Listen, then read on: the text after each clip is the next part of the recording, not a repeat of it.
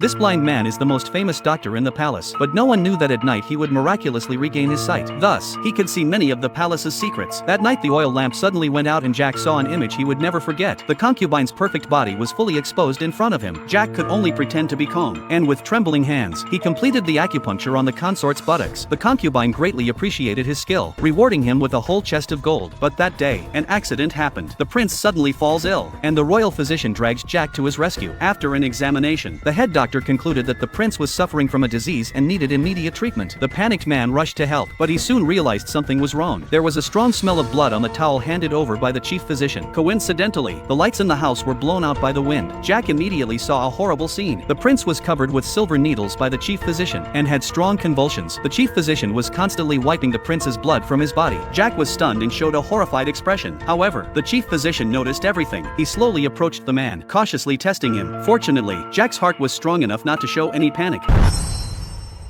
나으리, 명주천이 또 필요하십니까?